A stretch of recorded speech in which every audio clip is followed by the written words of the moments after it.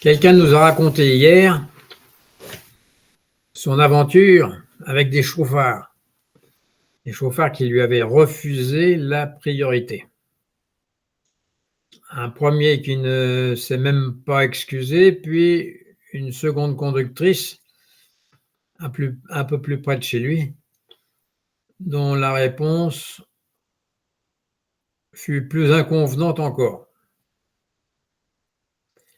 Et c'est beaucoup pour une seule journée et un seul ego. Jusqu'à ce que cette personne prenne conscience que ces chauffards étaient peut-être manipulés par les circonstances. Circonstances qui peuvent aller de l'alcool aux préparatifs de Noël.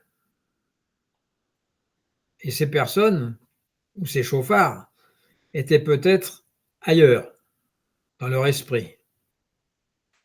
Et à cela, il n'y a rien d'extraordinaire. Et l'histoire de Pinocchio non plus n'a rien de vraiment extraordinaire. C'est un bout de bois sculpté avec des fils à peine visibles, puis des mensonges avec cette obsession étrange de devenir un vrai petit garçon, alors qu'on est un bout de bois. Voilà le conte. Alors pourtant, si ce conte traverse les générations, ce n'est pas pour ses péripéties, mais parce qu'il parle de nous, en réalité. Très précisément de notre manière de prendre des marionnettes pour des êtres réels et de nous énerver pour des jouets ou des chauffards. Parce que Pinocchio n'est pas seulement une marionnette de bois, il est le symbole, en tout cas on peut le prendre comme le symbole de ce que nous appelons en zen un moi fabriqué, c'est-à-dire un assemblage de croyances, d'habitudes, de réactions conditionnées que nous prenons pour une personne solide, stable et cohérente. Nous disons c'est moi, ou alors c'est lui, ou alors c'est elle. Et aussitôt, les fils se tendent et donnent une impression de vie. Dans la vie quotidienne, nous faisons exactement la même chose. Nous prêtons une réalité massive à ce qui n'est que des rôles, de simples rôles. Par exemple, le collègue qui est désagréable, le voisin qui est pénible, le conjoint injuste, ou un ami décevant, ou un chauffard impoli. Nous oublions que nous sommes face à des mécanismes, des conditionnements, des histoires personnelles. Autrement dit, nous oublions que nous sommes face à des marionnettes animées par des fils invisibles. En tout cas, pour le moment, qu'ils nous sont invisibles. Peut-être moins pour un psychologue, mais en général, ils nous sont invisibles car ils sont d'un ordre personnel, privé. Et pourtant, nous nous mettons en colère comme s'il y avait un être autonome. Comme si Pinocchio était autonome. Comme si il était volontairement malveillant.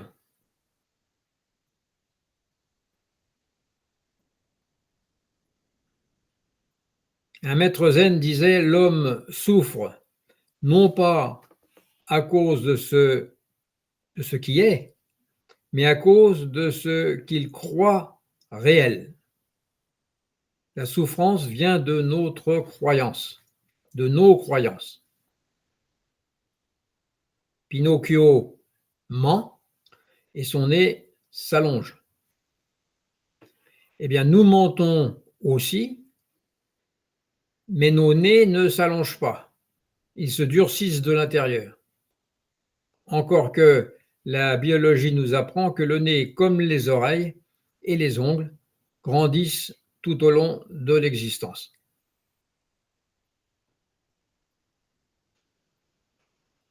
Voilà, en fait, nous nous mentons surtout sur la nature des choses. Nous affirmons la solidité de ce qui est mouvant. Nous affirmons la permanence de ce qui change. Nous affirmons la malveillance de ce qui n'est souvent qu'ignorance, ou peur, ou étourderie. Et nous appelons cela le réel, le vrai.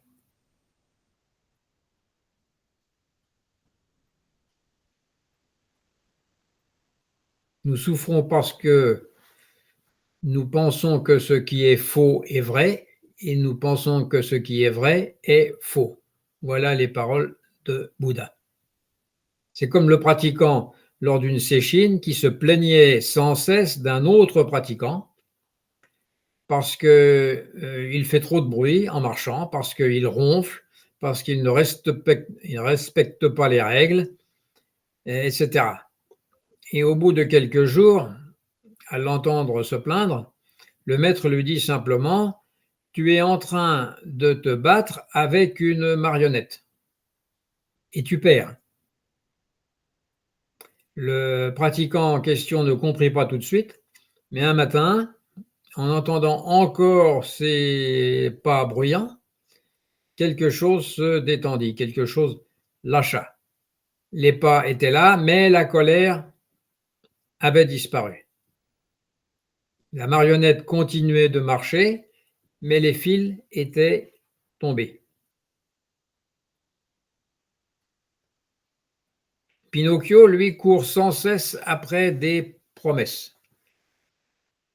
Il y a le pays des jouets, l'école qu'il fuit, les raccourcis vers le bonheur, les raccourcis faciles.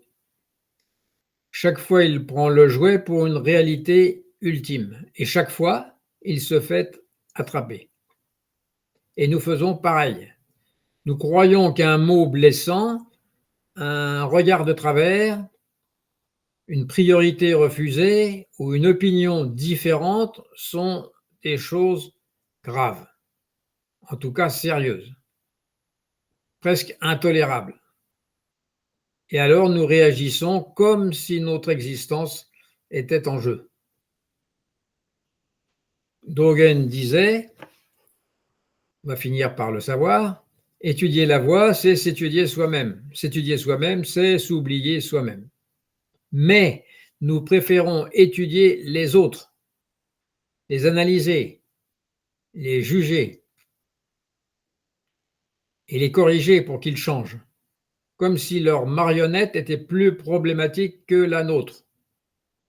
Parce qu'en réalité, nous sommes aussi des marionnettes.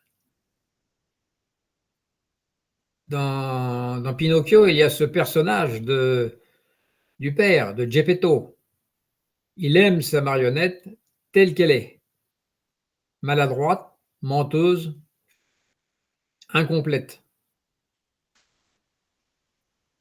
Il ne lui demande pas d'être parfaite.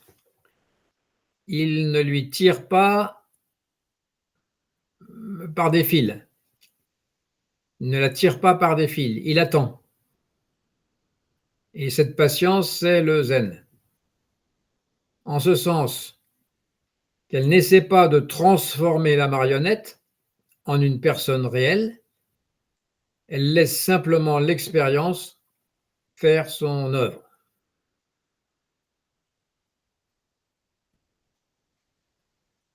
Elle laisse les choses se passer. Mais dans nos relations, nous faisons l'inverse. Nous voulons que l'autre soit vrai, qu'il soit cohérent, qu'il soit à la hauteur de nos attentes. Nous voulons qu'il arrête, qu'il cesse d'être un jouet mal fabriqué. Et nous souffrons parce que nous exigeons du morceau de bois qu'il devienne chair ou personne, ou petit garçon. On pourrait même dire que nous sommes en colère parce que quelqu'un a cassé notre jouet. Parce que bien souvent, quelqu'un a cassé notre jouet préféré, qui est notre image de nous-mêmes. Nous avons une image de nous-mêmes que nous chérissons.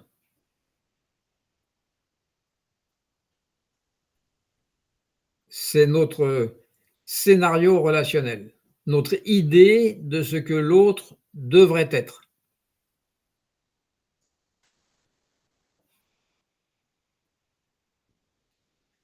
Dans le cadre du zen, on ne cherche pas à devenir un vrai petit garçon, parce qu'il n'y a pas d'idéal à atteindre. Il y a seulement à voir que Pinocchio n'a jamais été autre chose qu'un phénomène passager, un phénomène animé par des causes et des conditions.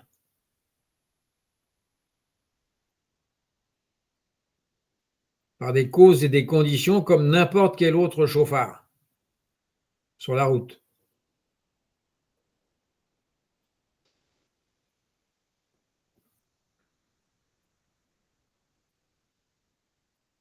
Et lorsqu'il cesse de courir après son image, lorsqu'on cesse de courir après notre image, ou de nous mentir à nous-mêmes, eh bien quelque chose se détend. Ce n'est pas une transformation magique à la Walt Disney, c'est une désidentification, une désindividualisation. Et dans la pratique, cela prend une forme très concrète.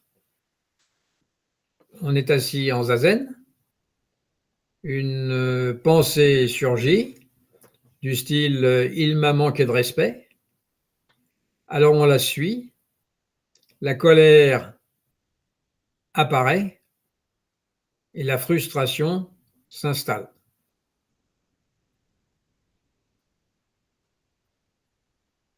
Mais là, en même temps, on voit le théâtre ou le cinéma se mettre en place.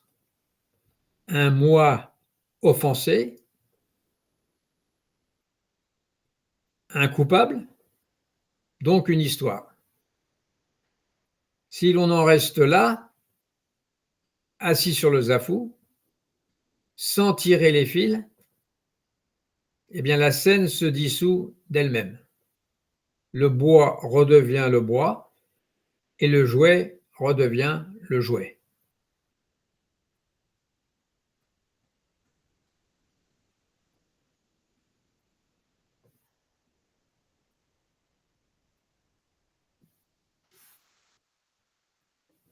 Comme le disait un vieux maître chinois, quand on cesse de nourrir les fantômes, ils meurent de faim. Les marionnettes intérieures ne demandent pas à être combattues, elles demandent à ne plus être crues.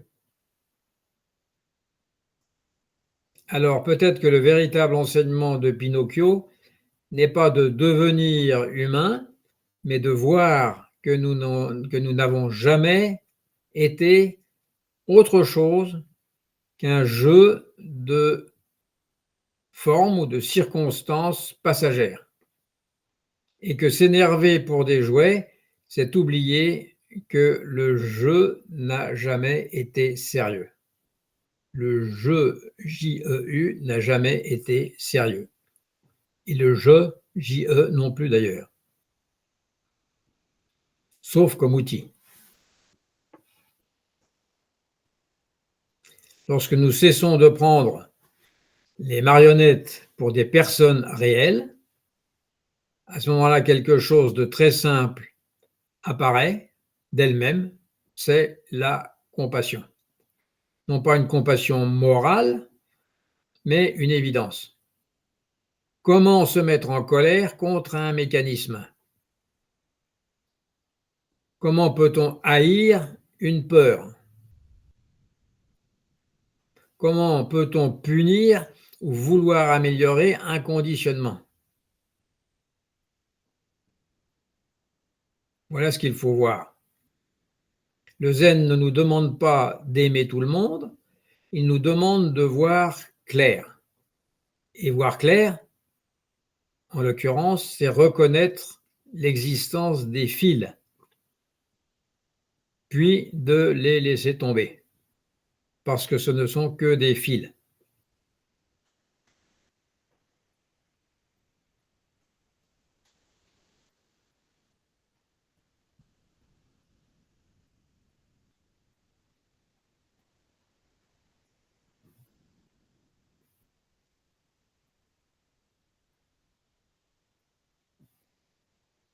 Pinocchio n'a jamais eu besoin de devenir autre chose, il avait seulement besoin d'arrêter de croire, on pourrait dire, à son propre nez, à ses propres mensonges. Et pour nous, c'est exactement la même chose.